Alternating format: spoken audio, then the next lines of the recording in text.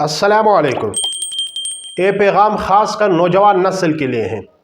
जब नौजवान नस्ल सोशल मीडिया पे लोगों की ज़िंदगी, उनका पुरतइश ज़िंदगी और उनके आगे पीछे गाड़ियाँ या उनका कोई अच्छा घर देख लेता है, तो फिर उसके दिल के अंदर गुस्सा, मायूसी, डिप्रेशन और इंतकाम का लहर पैदा हो जाता है।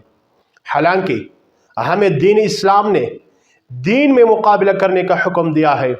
अगर एक शख्स 2 रकात पढ़ता हो तो आप मुकाबला कीजिएगा, 2 के बजाय 4 रकात, 4 के बजाय 6 रकात, 6 के बजाय 8 रकात पढ़ लीजिएगा।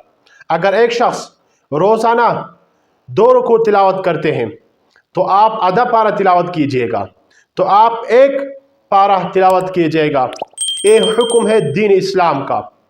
अगर आप लोगों को देखते हैं कि लोगों की ज़िंदगी तब्दील हो गई, मेरी ज़िंदगी क्यों तब्दील नहीं होती जा रही, तो ये सोच एक गलत सोच है।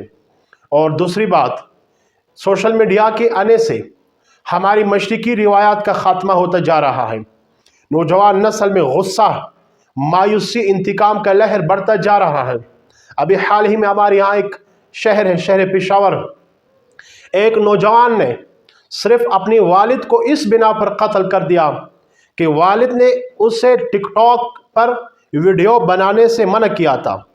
आप अंदाज़ा कीजिएगा, एक वालिद अपने बेटे को सिर्फ एक गलीज़ और बेफ़ायदा चीज़ से मना कर रहा है, और नौजवान के अंदर गुस्से का और मायूसी और इंतकाम का एक लहर कि इस मामूली बात पर वालिद को मार देता है, वालिद को कत्ल कर देता है।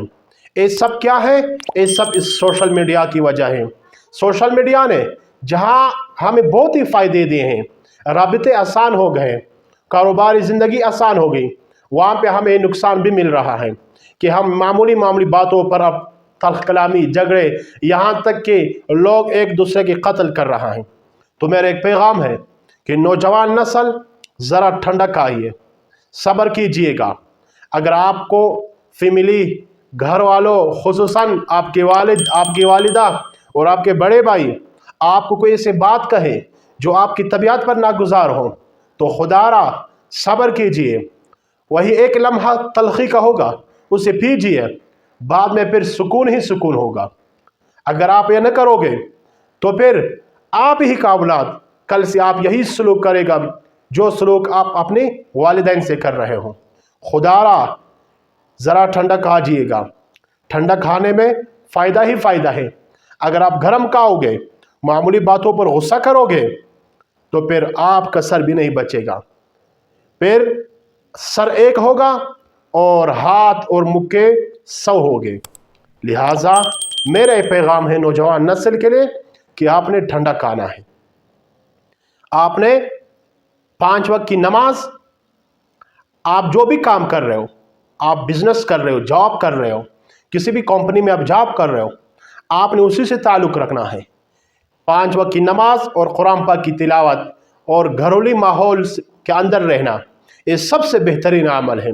अल्लाह के रसूलुल्लाह सल्लल्लाहु तआला अलैहि वसल्लम ने बाज़ार को शैतान का घर करार दिया है।